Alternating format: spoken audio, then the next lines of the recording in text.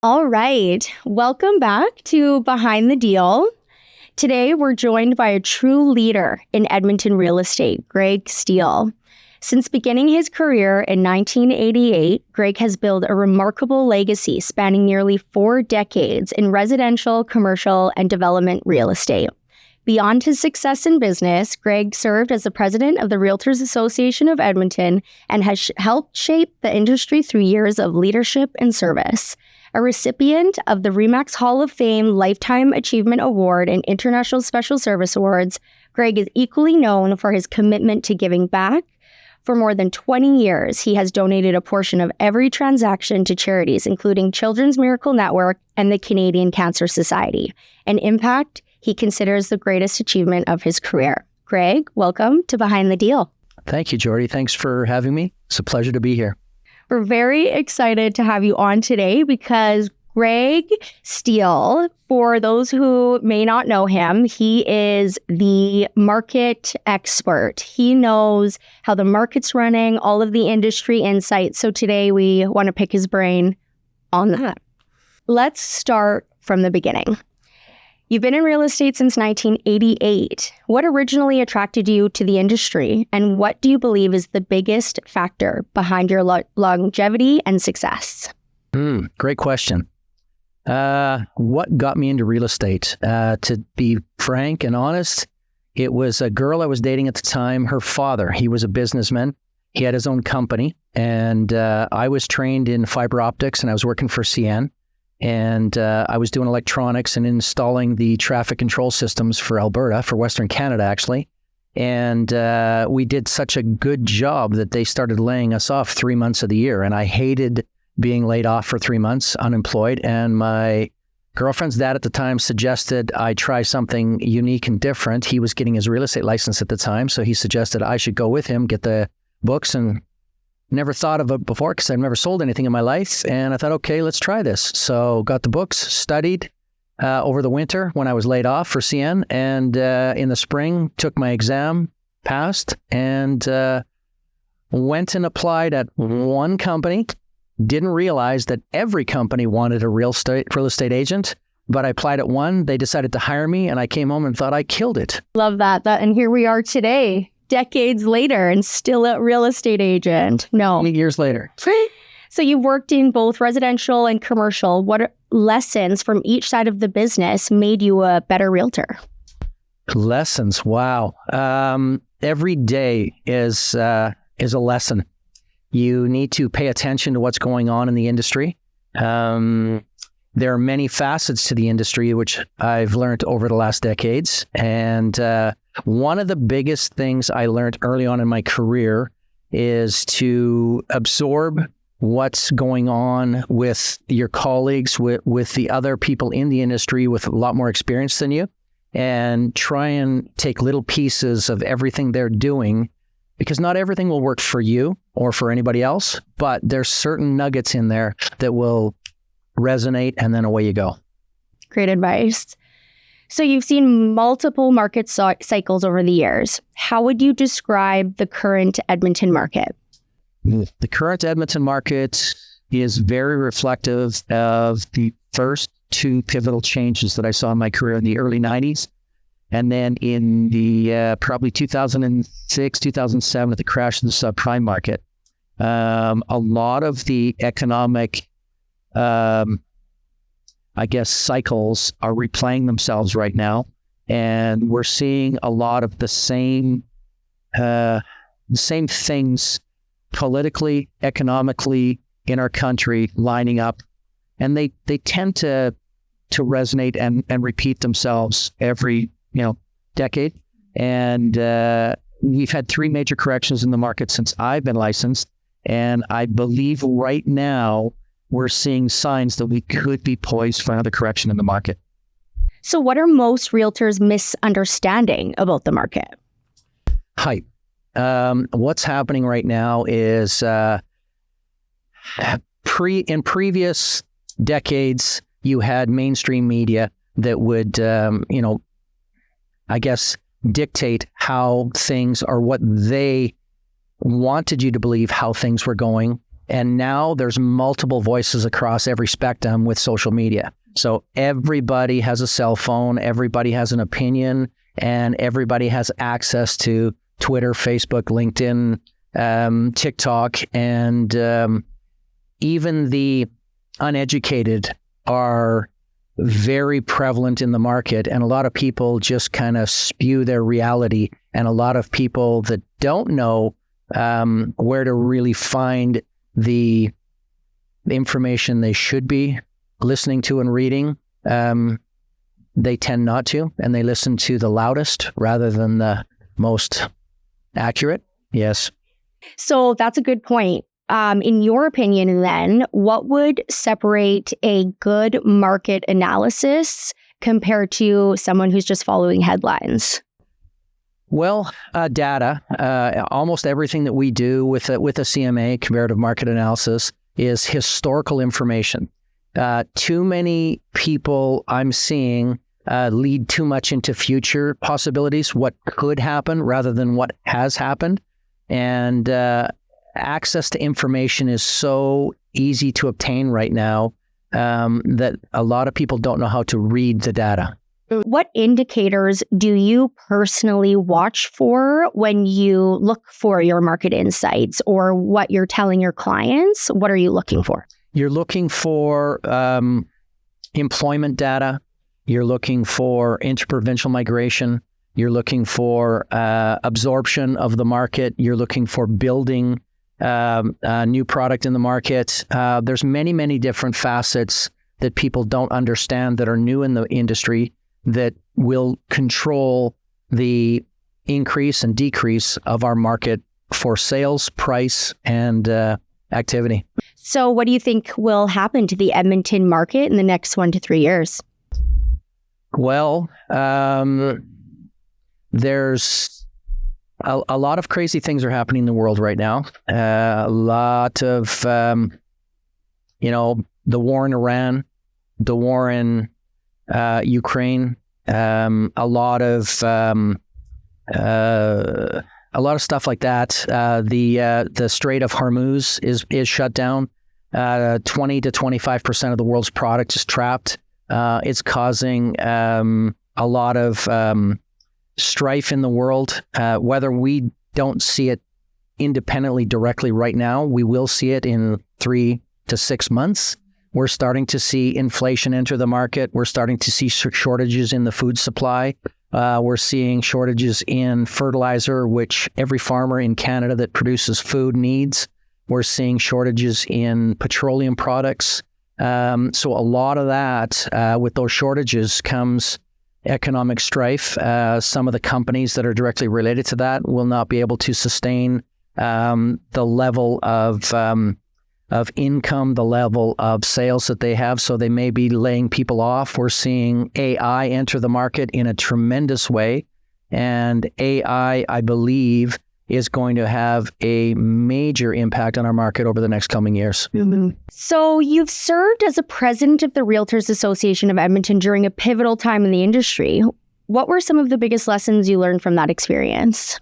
Oh, great question. Some of the biggest lessons, one of the biggest lessons I learned during that time, and I was on the board for 2 terms, is that almost every jurisdiction in Alberta, and we had 18 at the time, down to 13, and we amalgamated with a couple of different zones in the Alberta region that joined the Realtors Association of Edmonton. We had one of the things I learned that even though we're licensed in the province of Alberta, there were different jurisdictions that had different rules, different regulations, different access to housing. For instance, Supra, how we access properties for showings, different jurisdictions didn't have super key safes. They had a different type of key safes. Calgary had a different real estate system than we did. Medicine Hat, Lethbridge, different areas in the province were running on different rules. Even though we're licensed in the province of Alberta, we thought on our board, that we should try to amalgamate all of the regions together and have one set of rules, one MLS system, one set of board of directors, et cetera, et cetera. It was a little out there, 10, 12 years ago. But what I read this week is that the chair of the Realtors Association of Edmonton and the Calgary Real Estate Board are now in talks to amalgamating both of those boards. So it's only taken 12 years since we originally thought that idea up, but at least it's coming. Yeah, no, and that makes the most sense because, I mean, interprovincial moving is, how many people do we know that they're in Edmonton, they're in Calgary, and it just makes it confusing. So your idea from how many years ago is finally coming to light, which is pretty cool. You've consistently donated a portion of every transaction to charitable causes over 2 decades. What inspired you to giving back? That is such a significant part of your business. Oh, another great question. Just seeing how it impacted. Like, I've had many clients that have had handicapped children. I've had many clients that have had cancer, MS, all kinds of issues that have dealt direct blows to those families. And when you're dealing with real estate, especially residential real estate, it's a very personal thing because you're walking, those people are inviting you into their home. And when you're in their home, you get to know the family a little bit and you see what kind of stripes. Sometimes they're downsizing because they can't economically afford where they're at because of a sick child or a sick spouse or something like that. So I'm a caring person, and that impacted me quite a bit early in my career. I did have some personal issues. My brother just recently passed away from MS. My mom, bless her heart, just passed away last Sunday from some issues. And so it's good to give back to the industry. And watching some of the handicapped children, I used to volunteer for the phone drives. Back in the day, in the mid to early 90s, they had telethons where you literally had a landline and you had to sit there and we would go to the University of Alberta Hospital, and it was the ITV telethon. And I actually have an old VHS tape of me sitting there in 1994, 1995, answering the telephone, getting donations for the Children's Miracle Network. And I've given a portion of every single transaction that I've earned in my RE/MAX career to that. And I'm proud to say that I was the top contributor in the office for more than a decade. It's good to give back. It's good to give back. And it's pretty powerful because, Greg, you are humble and you don't really, advertise yourself a lot, especially within this brokerage of, what you win and all of that stuff. And I see a lot of what you do, and especially with your charitable causes and your, with hockey, the Alzheimer's tournament and Children's Miracle Network, and you've just always done such great work, and it's really like motivating and empowering to see you helping all those families, and you continue to do that every day. In your opinion, what makes a great realtor in today's market? Great realtor in today's market. Probably someone that is dedicated to learning, someone that has a good sense of humility, someone that is caring. It's more about the person, the client, than the realtor. And if you have an attitude of gratitude, an attitude of giving, an attitude of caring, don't worry about the money in the transactions. That's why I don't participate in any of the awards or anything else, because it's based solely on just dollar volume earned, and who cares how much money you make? It's more about the clients and how many transactions you do. And if you focus on the people and their lives and how you can help them, the transactions will always come. And with the transactions comes the money. Yeah. And always just, remembering that it's about the families we serve and ultimately finding their forever home, and always just facilitating the best way you can. If you were sitting down with a brand new agent starting today, what are the first 3 things that you would tell them to focus on? I would tell them to focus on market knowledge. Number one, they need to know their product. Number two, humanity. Focus on a little bit of psychology. Learn human behavior. Some of the things that I learned very on in my career is I was like a sponge trying to get as much information as possible. And people buy and sell basically out of necessity, sometimes want and need. And if you know how to satisfy their wants and needs in a capable manner, you'll do very well. So you need to know about the market. You need to know about humanity. You need to know about personalities, because I did study personality profiling, whether you're with the DISC or, Myers-Briggs or any of that. So those are really, really good. It's not really focused just on the numbers, but it's focused on humanity. Absolutely. What is one piece of advice you wish someone had given you the first time you got started in real estate? One piece of advice. Make sure everything that you sign, you get a copy of. You need to have decent records of everything you do, and make sure you always have evidence and copies of everything. Yes. Great advice. Great advice. All right. So now we are going to move into a little bit of a fun section. So we're going to ask Greg some rapid fire questions. He is just going to give, shorthand answers as fast as you can. Fire away. It's June 2026. Is it a buyer's or a seller's market? Transitioning into a seller's market. Phone calls or texting? Phone calls.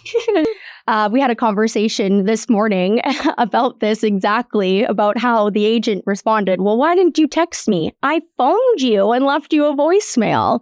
It's funny when you see like the millennial and then not a baby boomer, but I'm just kidding. It was a baby boomer that I left the voicemail for too. Yeah. Yeah, it wasn't a, yeah. Biggest myth in real estate. The biggest myth in real estate. Oh, man. He's like, there's a lot. Money just flows. Yeah. Yeah. Selling sunset, not lies. It's all fluff and bullshit.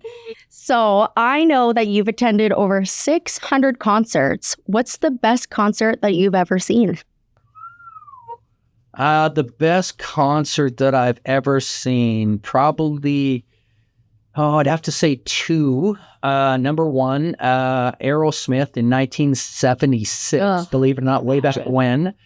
They were doing their Toys in the Attic tour when they were a brand new band, all hyped up on some stuff. And the second one would be 1980, Back in Black with AC/DC, when Brian Johnson was their first lead singer after Bon Scott passed away the year before. I was front row center for both concerts. I can't even imagine to be at those concerts, though. That's iconic. Iconic. Tomorrow night or Wednesday night, I'm going to the Black Keys. So 630 concerts. What's one word your clients would use to describe you? Authentic. Best business advice you've ever received? Get copies of everything you sign. What accomplishment are you most proud of? RE/MAX International Services Award in 2015. It was awarded to one RE/MAX agent in Canada. They have three a year that they do: an international, an American, and a Canadian. And I was honored enough to receive the Canadian award in 2015 on stage in Vegas with Peyton Manning and a few of the other big boys. It was fun. Amazing. If you weren't in real estate, what career do you think you would have pursued?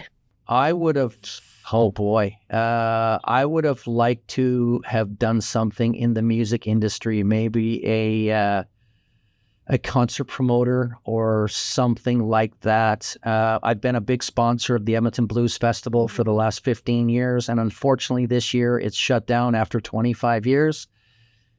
No. So I was thinking about a way of maybe taking over the Blues Fest, but I think that would have been something else. It's just something in the party fun music industry.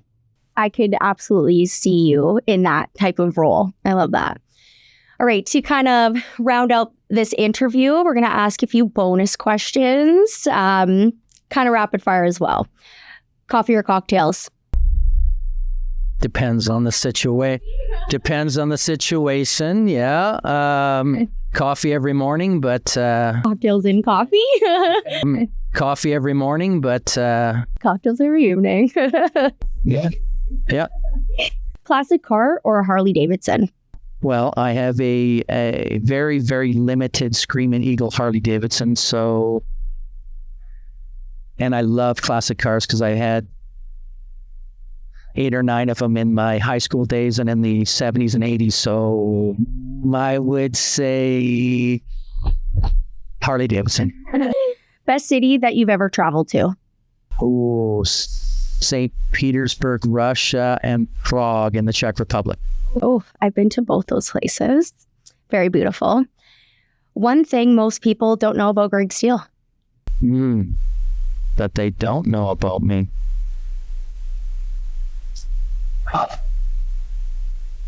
Probably a whole bunch because I'm not a big social media nut. I don't advertise everything. Tell us about Rocky. Rocky is my mini schnauzer, my best friend. He's been with me for almost 11 years now, and he's in the office quite often with me. He's on my website. He's on a lot of my social media. Whenever I'm walking, I walk my dog every day.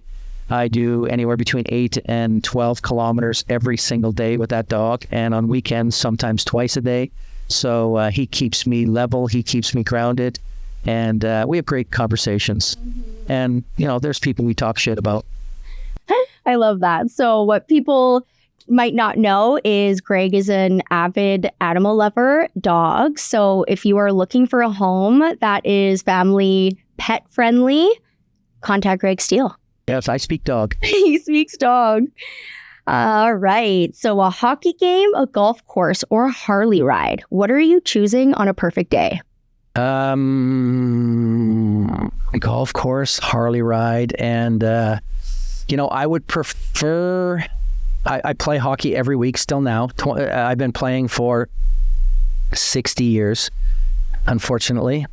Fortunately, my Harley, I have not been on my Harley more than 4 hours in the last 2-3 years. And one of the sacrifices is that every time I plan a Saturday or a Sunday to go and jump on my bike, it rains. And then I'll have another weekend or where my buddies are getting out ready to go riding, and I've got back-to-back clients from out of town or something. So it just seems to never work out when I don't have anybody to work with on a weekend and it's a beautiful day. And that poor bike just sits there, and I look at it, and it's terrible. Yes, I do. So which one are you choosing on your perfect day? My perfect day, I would say it's always nice to have some bugs in your teeth. So I'd say a Harley ride on a perfect day. All right. So who would you want to share that Harley ride with? Unalive or alive? Anyone in the world, any celebrity, anyone if you could pick to go on a Harley ride with. You know what? That would be the guy. And when we got ready for a bike ride, our very first bike ride, I started up the bike and had it going. My dad had a Kool-Aid smile from ear to ear out there, and I let him take it for a ride. And I thought, oh my God, he's going to crash it. And he left with 3 or 4 of my buddies, and they were gone for probably 20 minutes, came back, and the smile on his face didn't leave for a long time. So yeah, right now, I know my dad in heaven would absolutely love to jump on my Harley with me and go for a ride. I love that. That's a great answer. Last question. What's next for Greg Steele? Just taking in life. I've had a lot of reflection with the recent passing of my mom and my brother and everybody else. And there's many, many more things in life that are more important than working all the time, than money. Money will always come. Family, friends, and enjoying yourself. Mm-hmm. I always say to people, be kind. It's a short journey. Be kind to people. Tell the people that you know that you love them, because you never know when it might be the last time. Mm-hmm. Money will always be there. Another house will always be there. I had a client yesterday that missed out on a deal.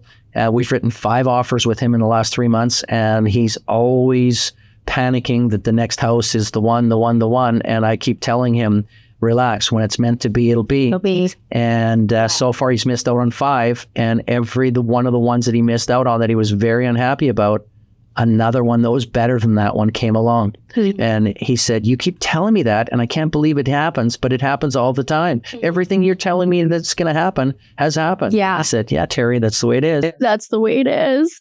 I feel like that happened with me and my husband. Greg was our realtor, and it was the same kind of thing that happened, that we looked at a couple houses and it was like went pending, or it's, not something happened. And we were just, kept looking, and we were so upset until one day, the perfect house, more than any of the other houses, popped up on the market. We put a offer. We were the only offer, and we got under asking. And so I do believe that, because you told me the same thing and I didn't believe it. So to, future clients out there, if you're in the market looking for a house, your house will come, and Greg will find you that house. Thank you. Thank you. Everything will align when it's supposed to. All right, Greg, thank you for joining me on Behind the Deal. Thanks, Jordy. It's been a pleasure.